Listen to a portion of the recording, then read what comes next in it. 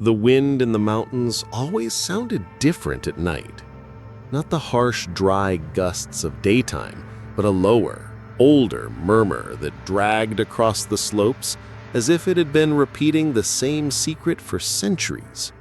From the summit, where the observatory sat, the world below felt unreal. Distant villages, highways, and lives seemed irrelevant, sealed away beneath layers of stone and forest. The building itself was a pale, cylindrical structure, crowned with a great white dome, like an unblinking eye staring forever into the void. For Raphael, that dome wasn't just a workplace, it was a refuge. Since taking the post as resident astronomer, he had moved into the small attached quarters, a single room with minimal light, a desk littered with star maps, and one window facing the valley. Nights followed a sacred ritual. Brew strong coffee, log the meteorological data, check the telescope's calibration, then open the dome with the slow, resonant grind of metal on metal. That mechanical groan had become his nightly companion. He loved the predictability of it. The sky was constant. The sky behaved. The stars moved exactly as they should. At least, they always had. Until that night. He was logging stellar positions near Orion when a point of light caught his eye. At first, nothing unusual. There were thousands of them. But this one was different.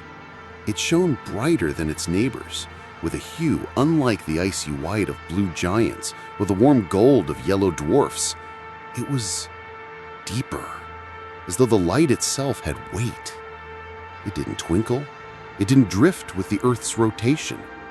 Frowning, Raphael adjusted the focus and checked the coordinates. Every other star in the field was sliding slowly across the view, just as expected, all except for that one.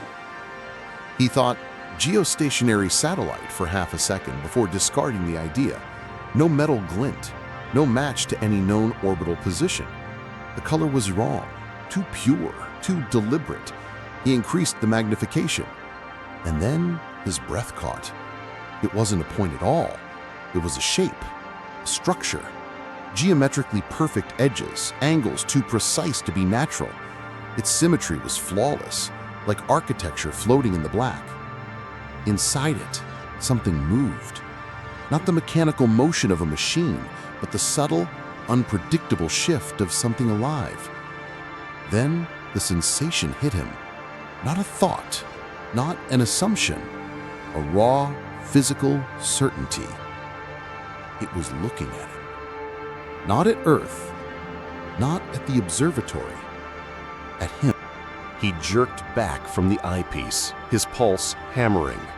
The air inside the dome felt heavier, carrying a faint static charge that prickled against his skin. Every noise seemed amplified. The faint motor hum, the creak of cooling metal, the whisper of wind against the walls.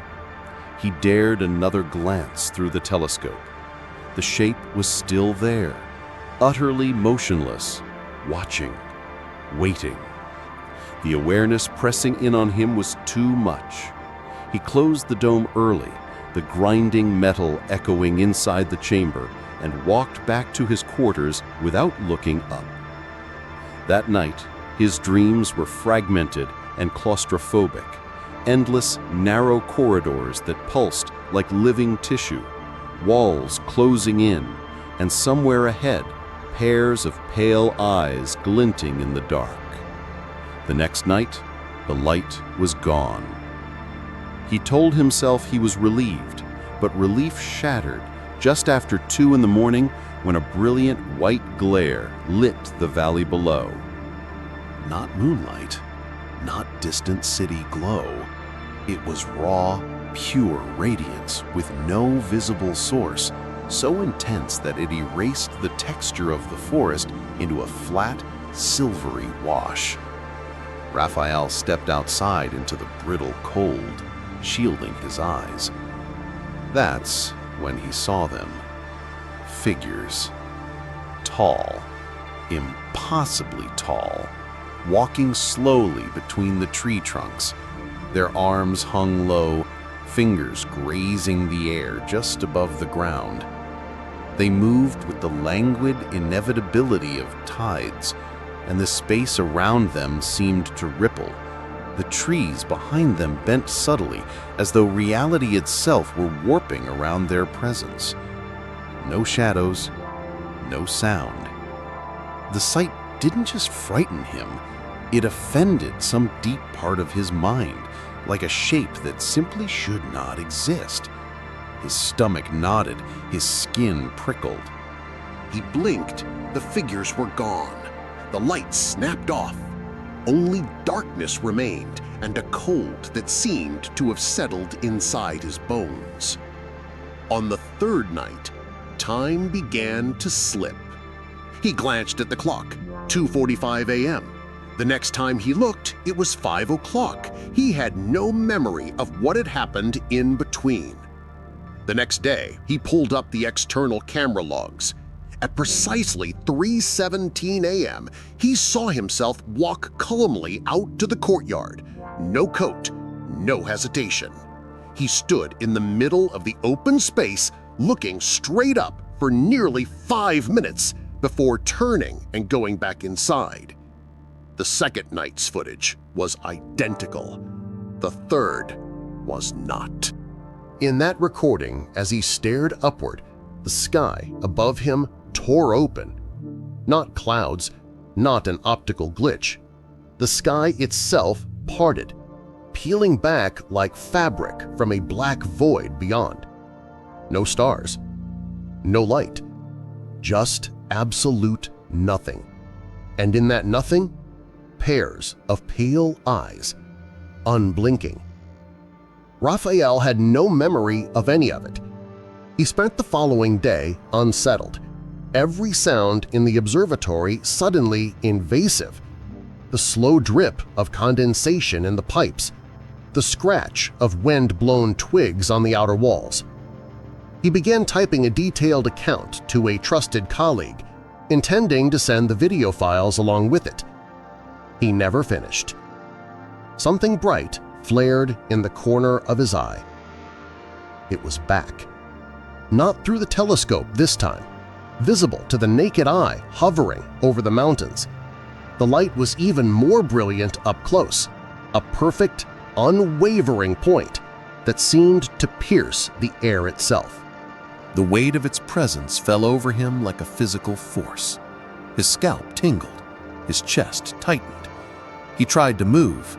He couldn't. His limbs ignored him. The air thickened, dense and syrupy in his lungs. And then the voice, not in his ears but in his skull, vibrating through the marrow. Do not look up, look within. The room began to bend. The floor felt concave beneath his feet. The walls curved inwards, the shelves tilting at impossible angles. His feet lifted from the ground, not with a jolt but with an almost gentle pull, as though gravity had been politely dismissed. The light outside pulsed once, and the world vanished. Morning, the observatory was empty. The report on Raphael's computer ended mid-sentence. The security footage showed him standing in the courtyard at 3:17 a.m., gazing into the sky, and then, in a single frame, gone. No motion, no blur, simply not there. There was no official explanation, but reports began to trickle in from other places. A truck driver on a long deserted highway, a fisherman alone at sea, a teenage girl lying in her backyard. All of them saw the same light. All of them said the same thing. It never moved. And those who kept looking, they all said they felt it notice them. And once it does, it doesn't matter where you are. It already knows where to find you. If this true story gave you chills, don't forget to like the video, subscribe, and ring the bell for more dark and unexplained encounters. And remember, sometimes when you stare into the stars, something stares back.